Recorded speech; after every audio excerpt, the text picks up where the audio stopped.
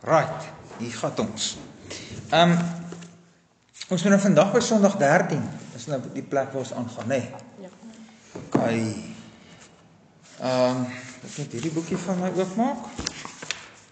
Sondag 13. So eintlik moet my Sondag 13 ook in 2 dele deel. Maar ons sal sien waar kom ons. Want Sondag 13 is nogal so vir my nogal so langerige gedeelte. Ja?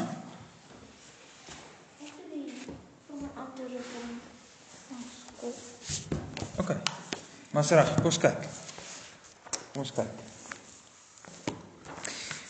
Goed, maar kom ons bid eers voor ons begin. Onse Vader, baie dankie dat ons nou weer vanmiddag in u woord kan wees, besig om meer te leer oor wie u is.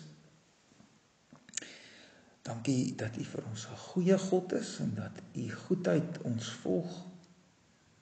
Dankie Here Jesus dat u die openbaring is van God se goedheid en o Heilige Gees dat u ons oë open daarvoor. En ons bid dat u nou met ons sal wees as ons hier in die woord gaan wees. Amen. Right, kom ons kyk 'n bietjie nê, voordat ons hier wegvaar. Ons dink nou, as ons nou by Sondag 13 kom, wat 'n stukkie van die 12 artikels doen ons by Sondag 13? Nog steeds by God die Seun. Ons is besig om meer te leer oor God die Seun, nê. God die Seun is, ons noem hom ja, nog voor dit Jesus, ja, en wat beteken Jesus? Verlosser. Hy is die verlosser, hy verlos ons uit wat uit? Die sonde en uit die mag van die duiwel. Uit die sonde, die mag van die duiwel. En ek dink tog jy's reg, Marie, by die katekismes by Sondag 11 word dan nogal spesifiek klem geplaas dat hy ons verlos uit ons sonde, nê. En toe het Dominee Attie nogal vir ons daar baie mooi iets gesê. Ja, want hy verlos ons van ons sondes, nê. En dat daar by niemand anders verlossing te vind nie, maar Dominee Attie het daai sonde waaruit hy ons verlos mooi vir ons gespesifiseer. Dink 'n bietjie, wat was dit nou gewees? Hy verlos ons uit die wat van sonde? Die mag van sonde. Uit die mag van sonde en?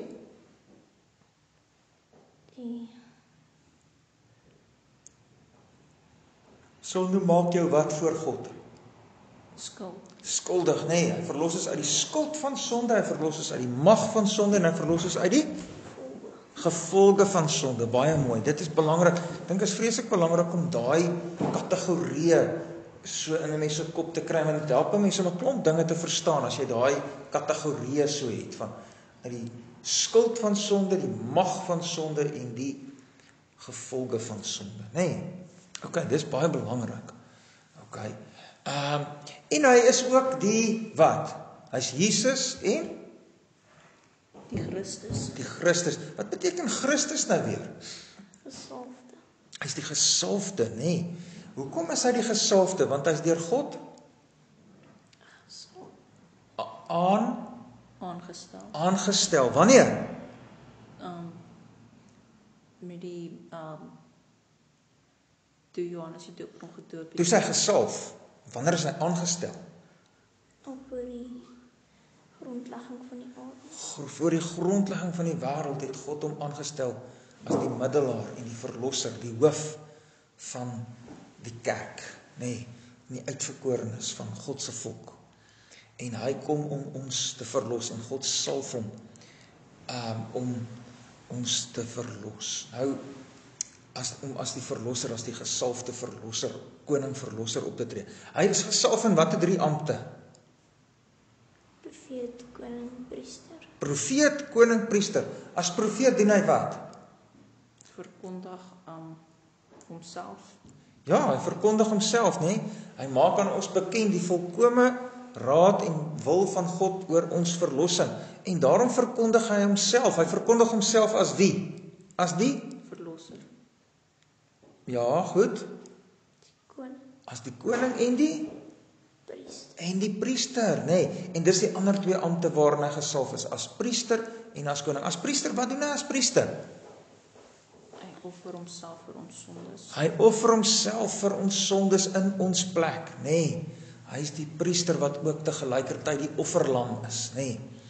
OK, en as koning Regeer hy. regeer hy oor ons. Hoe regeer hy oor ons? In liefde. Ja, mooi, met 'n ligte las en 'n sagte juk. Maar daar's nog iets wat ons moet onthou daar wat baie belangrik is. Hy regeer ons met sy Woord en gees. woord en gees, met sy gees deur sy woord, nê. Nee, en so is hy net mooi die beste koning wat daar ooit was, want hy verander sy onderdane se harte sodat ons aan hom wil oorgee. OK. En maar as koning doen hy nog iets. Hy beskerm ons ook by die verlossing wat hy vir ons bewerk het. Nou, onthou julle dit. Goed. Nou, hoekom word jy 'n Christen genoem? Want as jy in hom glo, dan word jy ook deur hom, soos hy gesalf, deur hom ook gesalf. Mooi, nee, as ons in hom glo, dan is ons ook in hom wat? Ingelyf, dan is ons in Christus. En as ons in Christus is, deel ons die salwing wat oor Christus gekom het. Nou, en dan kan ons as profete wat doen? Hom bely. As hy hom bely, oor hom getuig, nê, nee, met ons hele lewe word ons getuienis van Jesus. En as priesters, wat doen ons?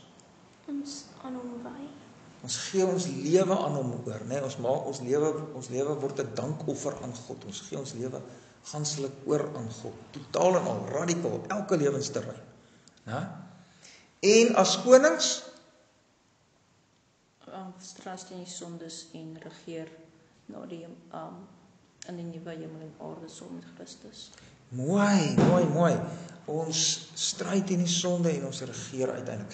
Ek dink nog as die regeertaak begin ook nou al reeds, nê? Nee, nou al reeds, nog nie volkome nie, maar dis nou al reeds, is ons ook weer konings wat moet regeer oor die skepping wat God aan Christus onderhou. In Christus die koning wat oor alles regeer, word ons ook weer konings wat ook op elke terrein van ons lewe moet heers.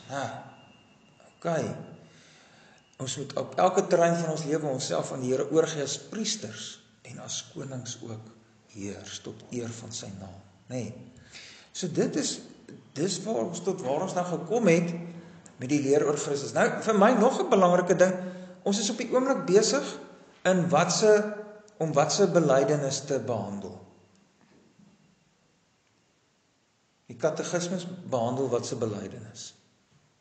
Die geloofsbelydenis. Ja, wat se geloofsbelydenis? My 12 artikels. Die 12 artikels, baie mooi, of die apostoliese geloofsbelydenis. Mooi.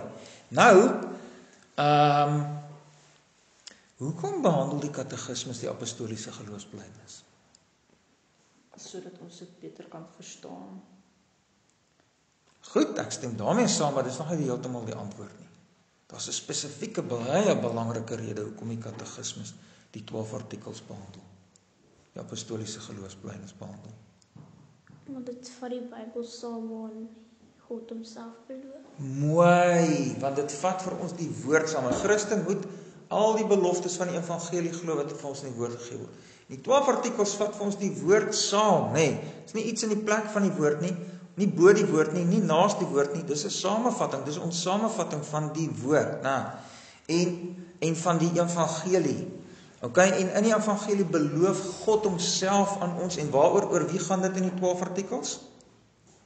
Oor God, oor die drie-enige God, God die Vader, God die Seun, God die Heilige Gees. En ons is op die oomblik nou besig om meer te leer oor God die Seun. En kyk die wonderlike dinge wat ons nou al oor hom leer, nê? En wat dit beteken om in hom te glo. As ek in Christus glo, dan sê die Jesus, nê?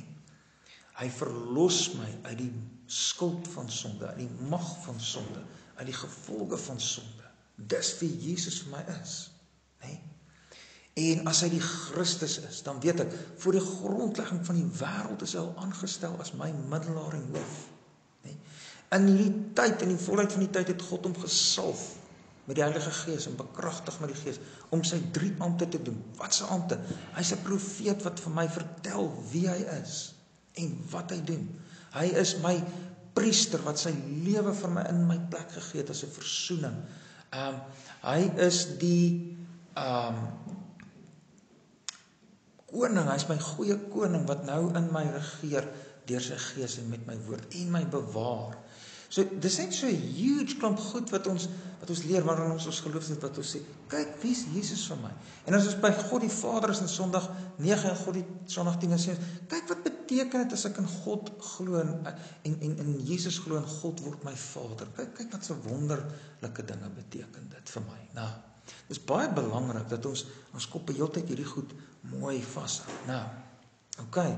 En ek begin net agterkom, wow, maar dit is goed om in hierdie God te glo. Nee. Nou, moet ons vandag aangaan by Sondag 13. Nee, waarom word Christus die eniggebore seun van God genoem? Terwyl ons ook tog kinders van God is. Nou, waar het ons nou al geleer dat ons kinders van God is? In die vorige Sondag 12 het mens dit ook gesien. Waar is dit gesien by Sondag 12? Hulle Nee, dis dalk as jy reg. Ek het net iets anders in my kop gehad.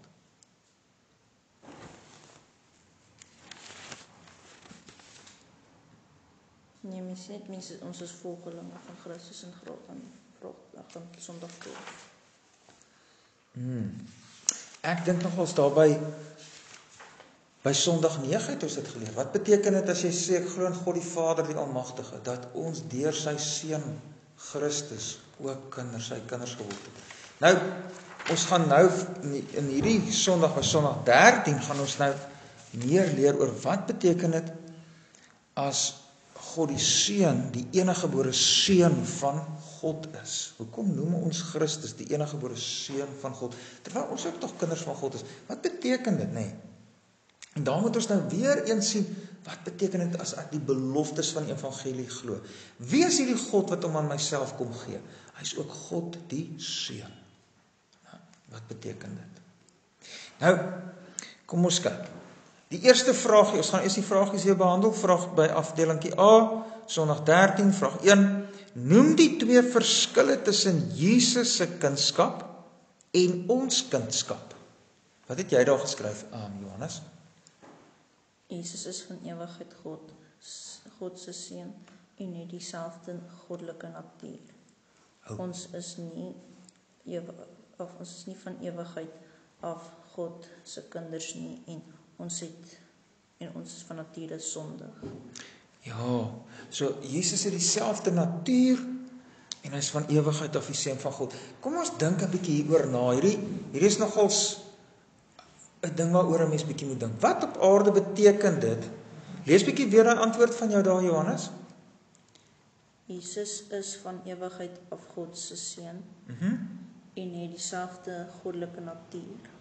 Van ewigheid af die seun van God en het dieselfde natuur.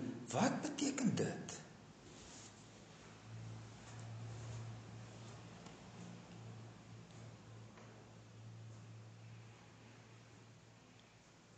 Wat beteken selfde natuur? Hy is soos God. Ek dink nie net soos nie is. Kom ons dink 'n bietjie hieroor. Kom ons dink 'n bietjie hieroor, né? As julle my kinders is, wat se natuur het julle?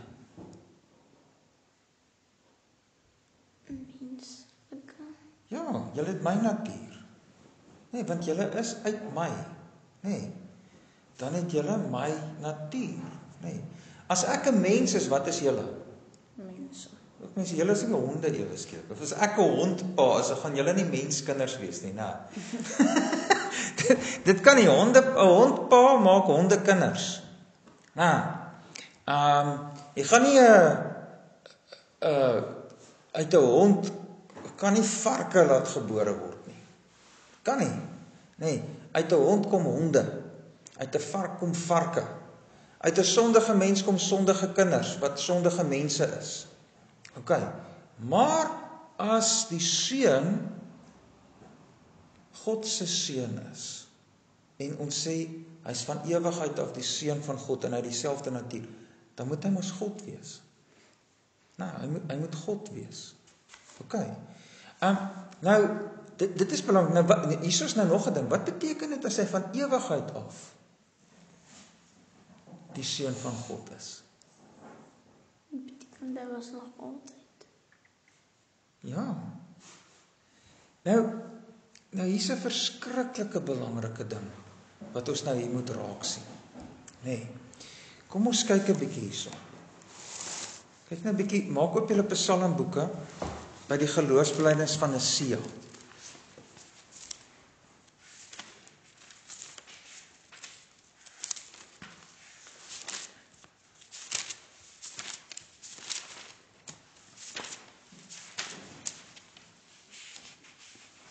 Het julle onthou? Geloofsbelijdenis van Nicea. Is dit na die katekismus? Nee, sê jy kry die 12 artikels, dan kry jy die geloofsbelijdenis van Nicea. Eers die 12 artikels, apostoliese geloofsbelijdenis, Nicea, Athanasius en NGB. En dan katekismus. Nicea is net so kort, is op 12 artikels. Die 12 artikels net bietjie langer, klein bietjie langer. Ek dink daar is jy by hom. Het jy hom? Ja. Marie, het jy hom? Ja. Ok, lees vir ons Marie. Lees vir ons daai, begin jy vir ons te lees, daar gaan vir jou sê wanneer jy moet stop. Nisias of Antonius? Nee, Nicea. Is interessant, Nicea se belydenis is hierdie jaar 1700 jaar oud. Ons lees 'n dokument wat 1700 jaar oud is wow, né? Kyk daarso, lees 'n bietjie daai inleidingkie.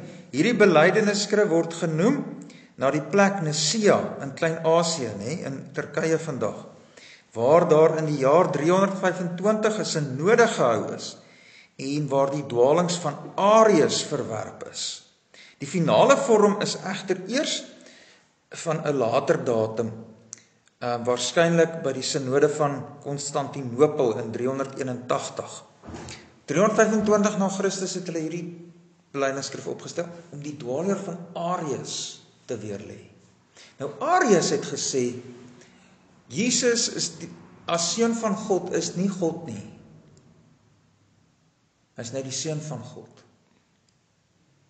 Dit maak nie sin nie. Ja, dit is weird, nê. Hy het gesê hy's 'n baie verhewe skepsel.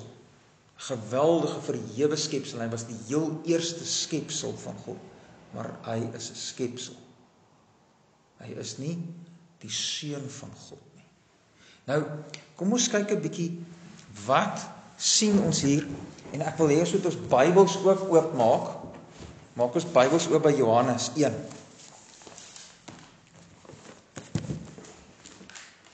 En vandag se Jehova getuies glo presies dieselfde as Arius. Hè? Jehova getuies sê dit ook. Jesus as die seun van God is nie God nie. OK? Nou hoekom is hierdie so verskriklik belangrik om dit te sê as ons nou dink aan Sondag 5 en 6? Wat het ons by Sondag 5 en 6 geleer? Hoe 'n middelaar het ons nodig? Een wat waarlik God en ware mens is. As jy sê Jesus is nie God nie, die seun van God nie God nie, dan sê jy hy kan nie ons middelaar wees. Dis 'n geweldige krisis. Nee. Maar nou kom ons, ek wil eers 'n bietjie Nicea lees en dan moet ons in Johannes Evangelie ook kyk oor hierdie ding van die ewige seun van God met dieselfde natuur van ewigheid af, die seun van God. Kyk 'n bietjie Johannes, lees vir ons, of nee Marie, lees jy vir ons, begin jy vir ons lees die belydenis en dan sal ek vir jou sê wanneer jy moet stop. Ek glo in een God die almagtige Vader, die skepper van hemel en aarde, van alle sienlike en onsienlike dinge, en in een Here Jesus Christus. Okay, goed, ja, lees vir ons nog 'n bietjie aan. In een Here Jesus Christus, die eniggebore seun van God. Okay, stop net daar. Die eniggebore seun van God. Nou baie belangrik van daai woordjie, eniggebore beteken unieke seun van God. Maar dit beteken ook uit God gebore. Kom ons dink nou, daar's nog 'n plekkie in Hebreërs waar daar gepraat word van Isak as Abraham se eniggebore seun. Nou was Isak die enigste seun van Abraham? Nee, wie was nog 'n seun van Abraham? Ismael. Ismael was 'n seun en hy het later nog ander seuns ook gehad, nê. So eniggebore beteken nie enigste nie. Dit beteken in die eerste plek uniek, maar ook gebore uit. Hy's gebore uit die Vader. Hy's die unieke seun van God. Daar's nie nog 'n seun van God soos hy nie. Ons is ook kinders van God, maar ons is nie eniggebore nie. Daar's net een eniggebore seun van God, Jesus, en hy's uit God gebore. OK? Net soos julle uit my gebore is. OK? OK? Maak dit sin? Goed. Maar dis nie presies dieselfde nie, maar kom ons hou dit net vir eers net so vas. OK. Nou kom ons lees 'n bietjie wat staan daarso. En ek glo in Jesus Christus, die enige gebore seun van God. Johannes, lees die volgende gedeeltetjie. Van waar het Papa nou gestop? Ek het gestop by Jesus Christus, die enige gebore seun van God.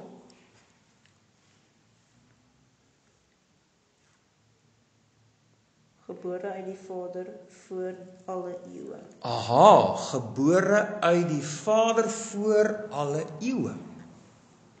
Myne sê, hy is voor al die eeue uit die Vader gebore. Nou kom ons teken 'n prentjie hiervan. Dis 'n moeilike prentjie om te teken, maar kom ons teken 'n prentjie.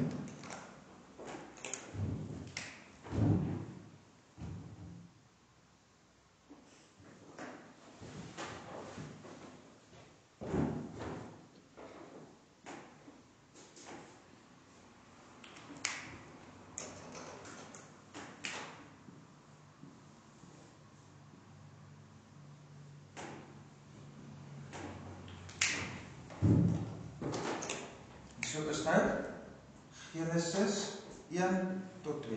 Wat staan hier so in Genesis 1? Wat is Genesis 1 se eerste woorde? In die begin. In die begin. So hierso begin tyd. OK? God is bo tyd. God is voor al die eeue. OK? Marie, maak jou Bybel oop by Psalm 90 gou.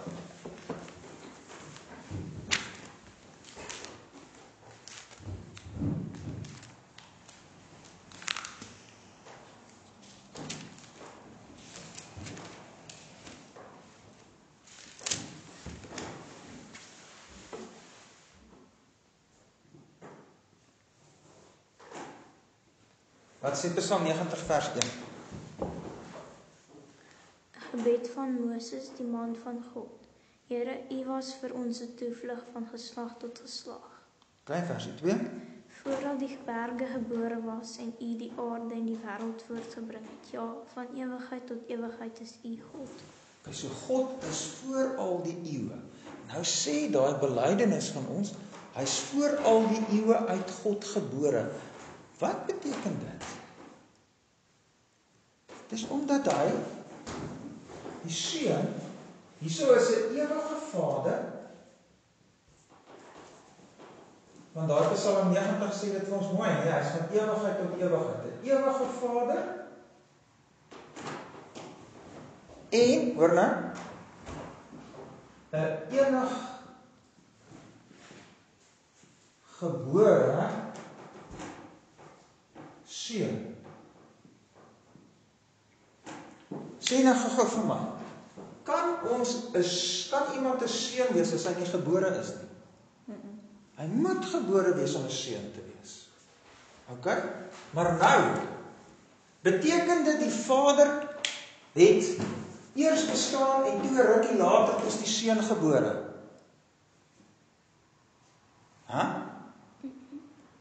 Dit klink vir ons so, maar dit kan nie wees nie. En dit is waar dit anders werk by God as met mense. Ek was eerste, en toe ek 40 was, nee, dat ek nou dink, Op 40 toe Louis gebore. ek was 40 jaar oud toe Louis gebore is, en ek was 36 toe jy gebore is, en ek was 37 of so toe jy gebore was, nee, maar dit beteken ek bestaan al 37 jaar of 36 jaar, toe julle eers begin gekom, toe is julle uit my gebore, nadat ek al vir 37 jaar bestaan het, is dit met die Vader en die Seun ook so? Nee, want God, God is van ewigheid af, sê Psalm 90, en wie is daar God? Vader, Seun en Heilige Gees, al drie, die persone in ons een God, bestaan van ewigheid af, hulle begin nie, hulle eindig nie, hulle is van altyd af daar. So as die Seun gebore is, dan is hy van ewigheid af uit die Seun, uit die Vader gebore. Maak dit seker sin? Hy is gebore, want hy is die enige gebore Seun van God. Maar hy het nie eers gebore toe die Vader 10 jaar bestaan het, of 30 jaar bestaan het nie. Want die Vader het nie bestaan nie, die Vader is ewig. Hy is nie gebonde aan tyd nie. Hy is nie gebonde aan tyd nie, en ook nie die Seun nie. En daarom is hy, as jy dink aan die Vader, dan is die Vader ewig. Die Seun ewig, die Heilige Gees ewig, maar dit is die enige gebore Seun van God, so hy is van ewigheid af uit die Vader gebore. Soos daai daar sê. Soos daai belydenis. Maak dit vir julle sin? Kom ons lees hom nou weer. Kyk, daar staan, en ek glo in Jesus Christus, waar is hy nou? Jesus Christus, die enige gebore Seun van God, voor al die eeue uit die Vader gebore. Maak dit vir julle sin? Hy is enige gebore, dus hy moet gebore wees. Vir iemand om 'n seun te wees, moet hy gebore wees. Is hy soos 'n mens gebore? Nee. Hy is 'n ewige God, daarom van ewigheid af gebore, uit die ewige Vader. Nee, daar was nie 'n oomblik toe die Vader daar was nie 'n oomblik dat die Vader sonder die Seun was nie, want hy is 'n ewige Vader en 'n ewige Seun. Maar daar is ook nie 'n oomblik dat hy nie uit die Vader gebore is nie. Hy word altyd uit die Vader gebore. Nee, maak dit sin? OK? Dis amper moeilike goed hierdie wat ons nou praat, dit is belangrike goed. Dis amper asof ons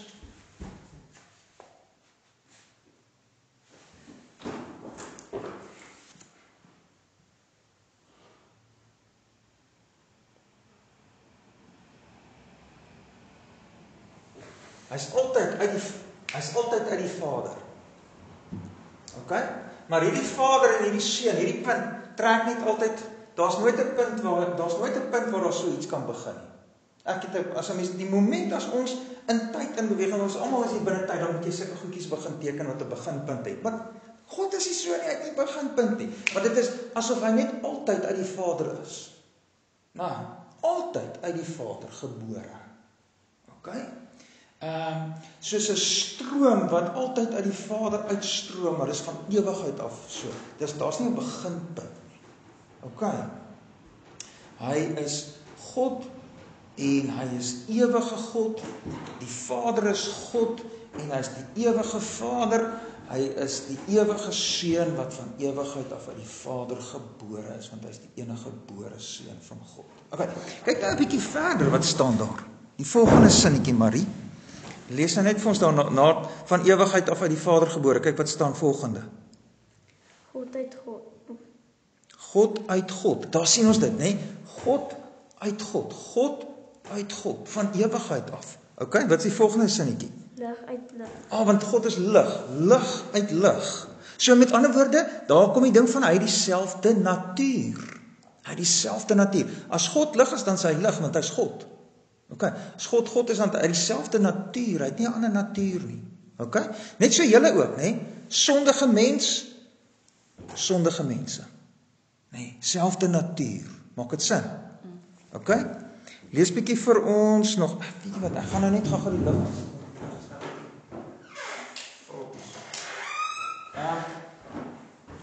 Wat is die volgende lig uit lig en dan Marie? Waaragtige God, uit waaragtig enige God, gebore en nie gemaak. Gebore, nie gemaak nie, een in wese met die Vader. Wat beteken daai gebore nie gemaak nie? Die kind is gebore en nie gemaak nie. Ja, okay, goed. Wanneer gebore?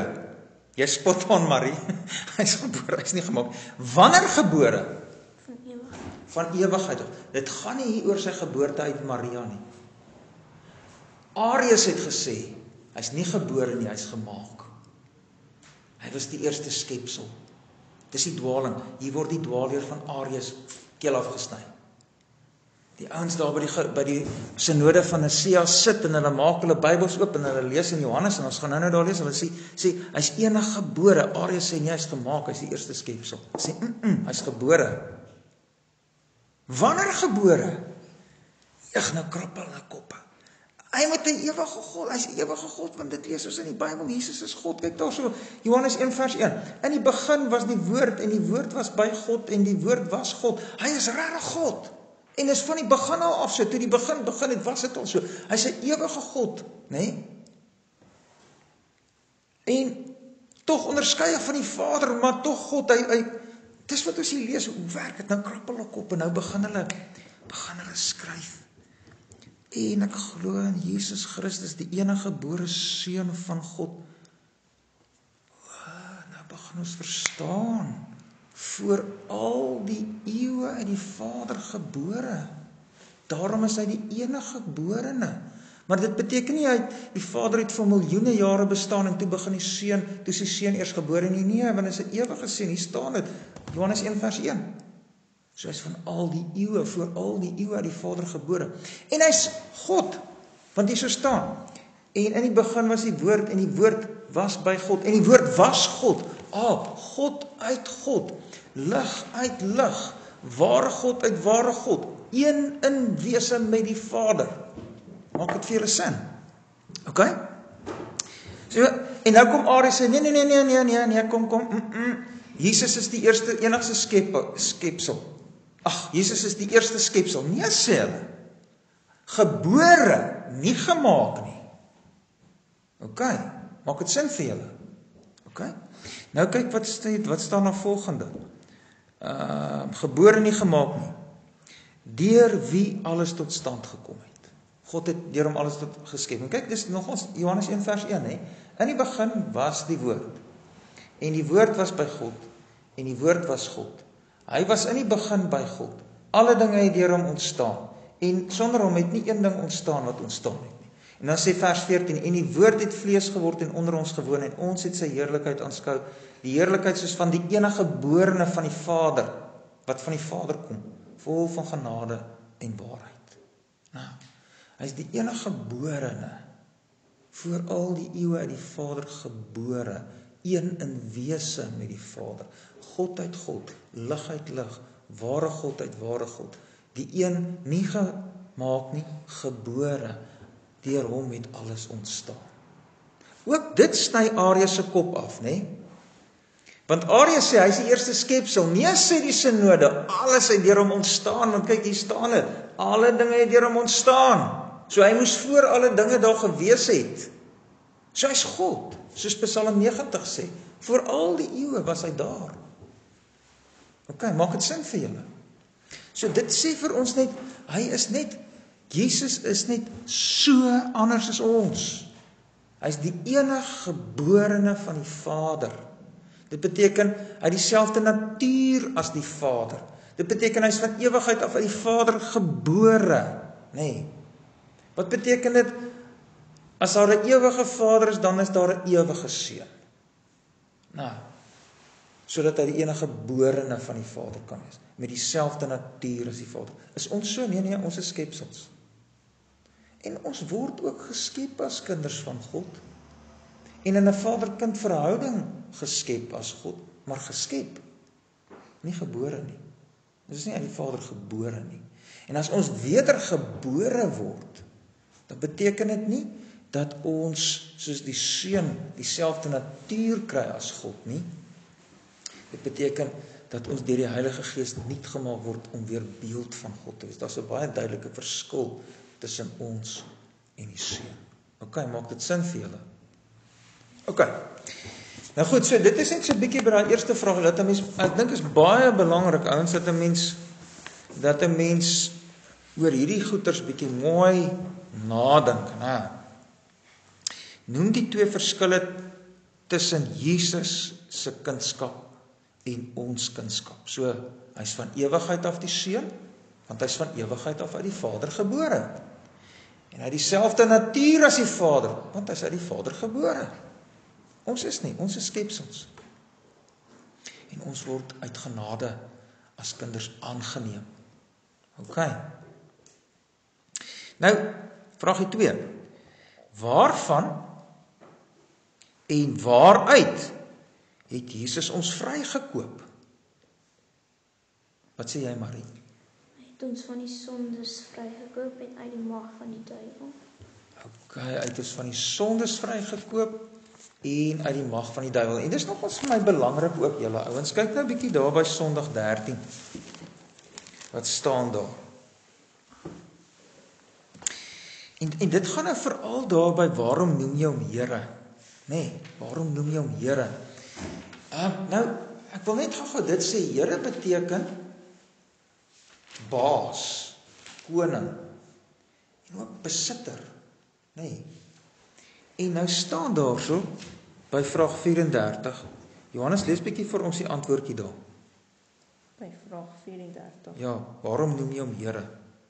Omdat hy ons met liggaam en siel van al ons sondes en nie met goud of silwer nie, maar met sy dierbare bloed gekoop en van alle heerskappy van die duiwel verlos het en ons tot sy eiendom gemaak het. OK. Nou daai, ek hou van die manier hoe jou katekismes dit sê. En ek gaan jou nou sê hoekom. Hoor nou hoe sê my katekismes dit. Omdat hy ons na liggaam en siel van die sondes en uit alle heerskappy van die duiwel met goud en nie met goud of silwer nie, maar met sy kosbare bloed tot sy eiendom verlos en vrygekoop het. Sien jy my antwoordjie gooi die goed deur mekaar. Jou antwoordjie maak 'n mooi skeiding. Nou, dis 'n belangrike ding. Ek wil nou hê jy moet dit weer mooi lees. Dis 'n belangrike ding wat ons moet raak sien.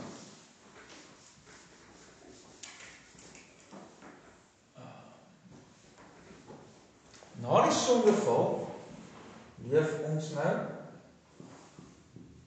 hierso. Buite die tuin, in die woestyn, en ons leef onder die oordeel van God.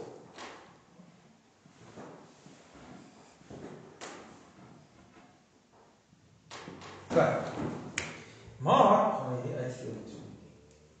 Onder die oordeel van God lewe ons ook hier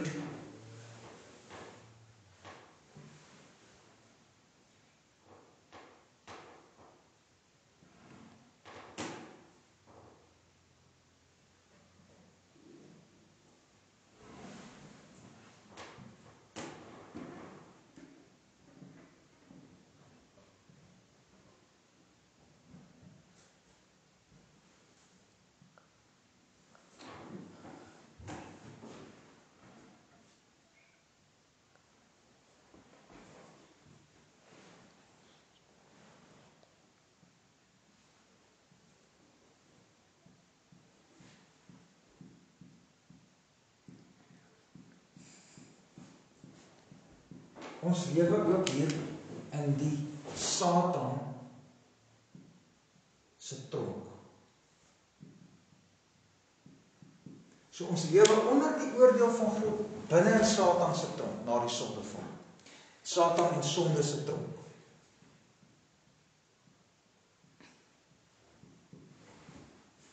OK?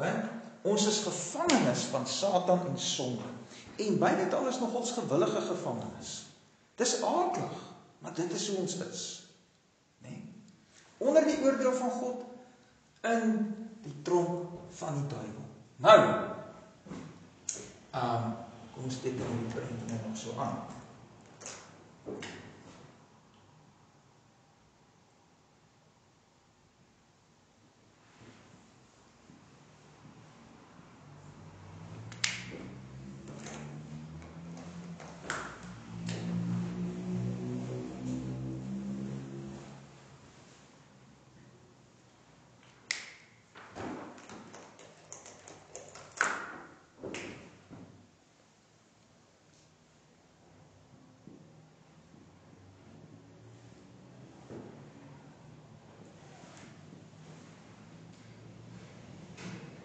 OK. Nou, wat gebeur nou? Nou stuur God sy seun hierin. En God se seun doen twee goed.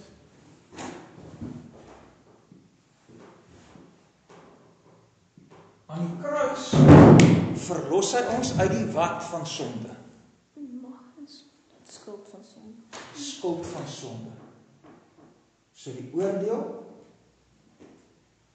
is weg. Die oordeel is weg. En dan verlos hy ons ook uit die mag van sonde.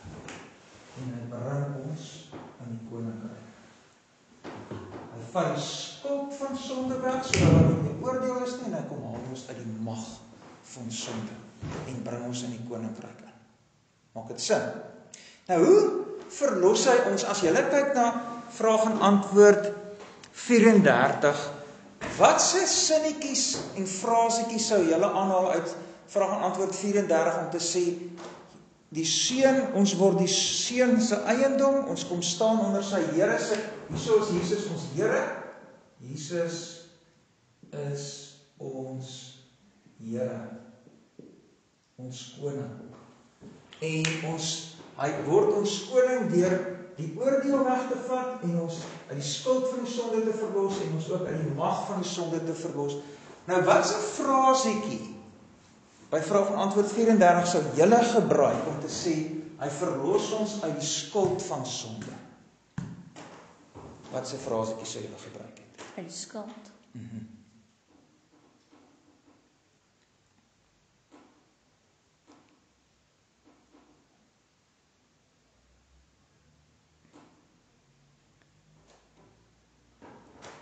Met sy dierbare bloed gekoop en van alle heerskappy van die duiwel verloor. Daar met sy dierbare bloed gekoop. Hy het ons met sy dierbare bloed gekoop. En aan wie het hy die prys betaal? Aan God. Hy moet aan God die prys betaal. Het hy enige iets aan Satan betaal? Nee. Betaal boggerol vir Satan. Jesus betaal nooit enigiets vir Satan. Hy skuld Satan net mooi niks. Niks. Hy betaal aan God. Want dis wat ons skuldig is. Hy betaal aan God. As hy nie die prys betaal aan God nie, dan bly die oordeel.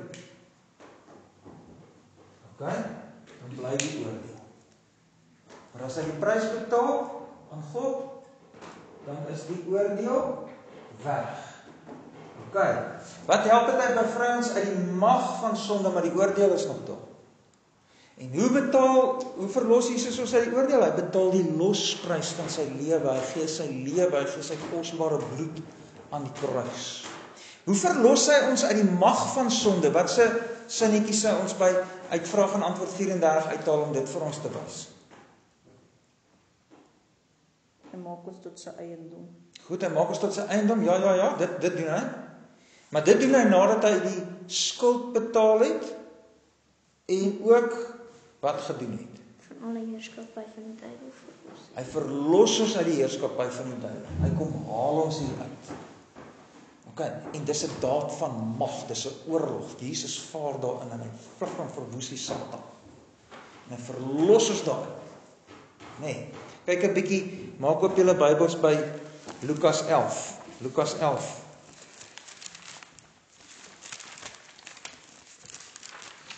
Lukas 11. En hy doen dit ook aan die kruis, nee? Maar aan die kruis is daar 'n oorlog. Aan die kruis betaal Jesus skuld en aan die kruis is daar 'n oorlog.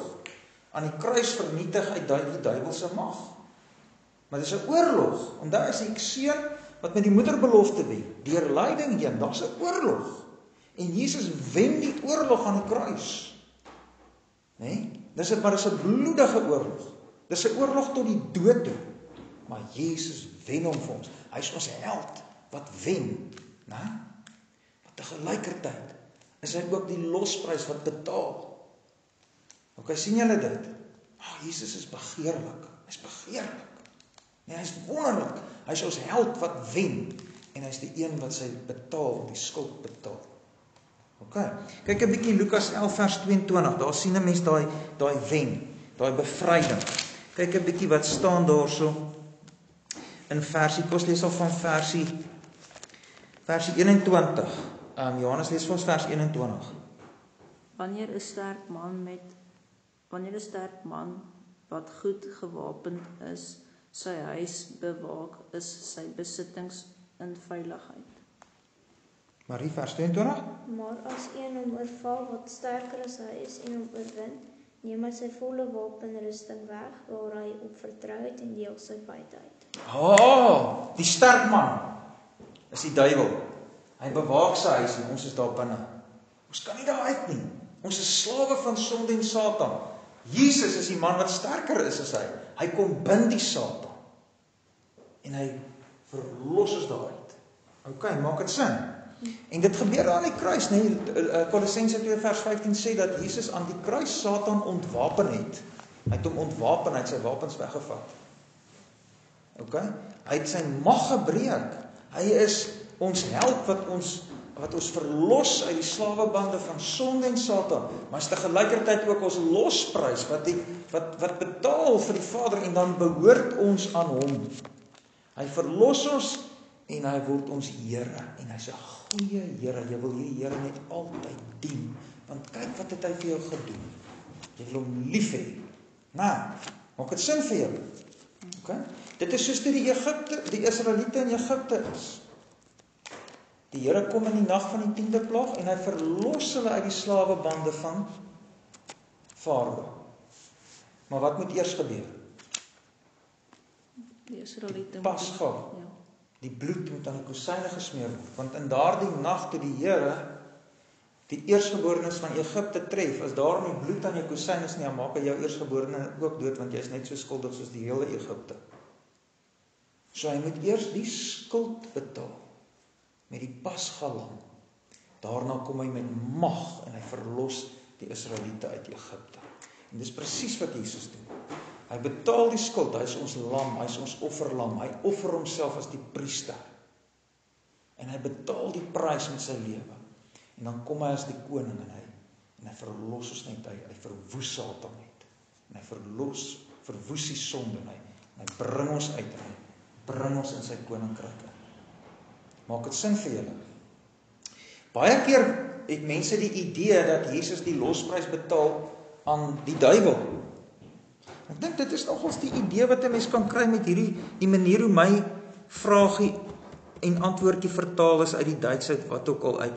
Want hoor hoe julle sin sit hom mooi uitmekaar uit. Ek hou nogals van daai vertaling. Myne sit hom in mekaar in en dit maak 'n mens baie keer de mekaar, want hier staan omdat hy ons na liggaam en siel van die sondes en uit die heerskappy van die duiwel nie met goud of silwer nie, maar met sy kosbare bloed tot sy eiendom verlos en vrygekoop het. Sien myne, julle sit die twee goed mooi uitmekaar. En ek dink dis hoe dit moet wees. Hy verlos ons uit die mag van Satan en sonde en hy betaal die prys aan die Vader. Maak dit sin? OK. En so word hy ons Here. So word hy ons Here. Is dit OK? Goed.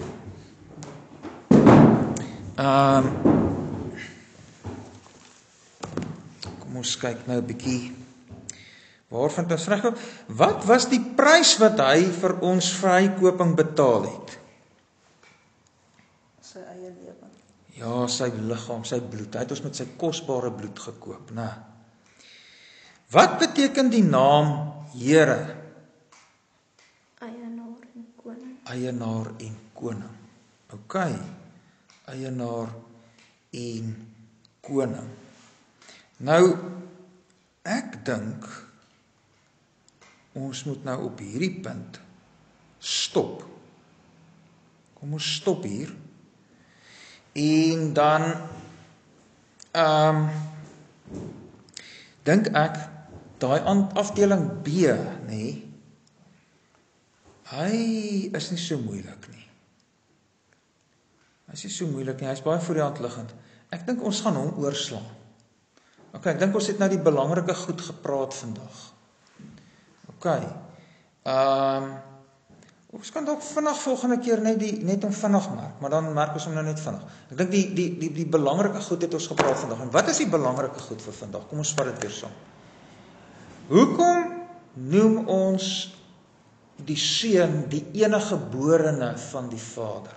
Hoekom noem ons hom die enige gebore seun? Ek glo in Jesus Christus, die enige gebore seun van God. Hoekom noem ons hom so?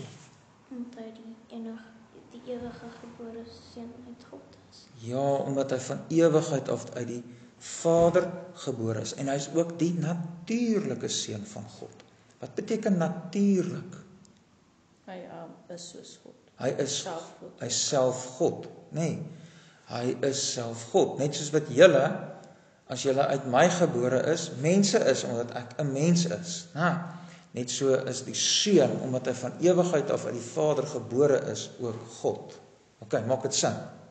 Hy's God uit God, lig uit lig, ware God uit ware God, een in wese met die Vader, gebore, nie gemaak nie. OK, Messia, né? Messia, dis ons wapen teen die Jehovah's en die Ariane. OK, nou so daar soos daai ding, dit is belangrik. Nou, hy's ook ons Here. Ek glo in Jesus Christus, die enige gebore seun van God, ons Here. As hy ons Here is, hoe word hy ons Here? Want Here is koning en eienaar. Hoe word hy ons koning en eienaar? Aan die kruis. By die kruis. Wat doen hy by die kruis? Betaal die sonde aan God. Hy betaal die skuld van die sonde aan die Vader en verlos ons uit die bose, uit die heerskappy van die duiwel. Ja, sodat ons nie meer onder koning Satan staan nie, maar oor koning Jesus. En hy bevry ons met sy mag uit die mag van Satan. En hy betaal met sy lewe die losprys by die Vader. Prys die Here, mens moet sommer net baie bly wees hieroor. En mens moet sommer net hierdie Jesus van ons begeer en hom lief hê, né? Kyk wat het hy vir ons gedoen. Ja. OK. Kom ons stop dan daar. Kom ons bid. Here Jesus, ons wil U loof en prys vanmiddag. Ons verheerlik U as die enige geborene van die Vader, van ewigheid af uit die Vader gebore. U is God uit God, lig uit lig, ware God uit ware God, een in wese met die Vader. Ons wil U verheerlik as die ewige, ware God. Alle dinge het deur U ontstaan. By dit is U ons Here. En U word ons Here deurdat U mens word, die menslike natuur aanneem uit die maagd Maria. En 'n oorlog veg aan die kruis om ons te bevry uit die mag van sonde en Satan en te gelykertyd ook die losprys te betaal by die Vader. En Vader, dankie dat U hierdie wyse plan saam met die Seun uitgedink het, vanuit U groot en wonderlike liefde. Want U stuur die Seun uit liefde. En Heilige Gees, dankie dat U ons oë oopmaak met die woord en ook hierdie wonders te aanskou. Maak ons lief vir U, o God. Amen.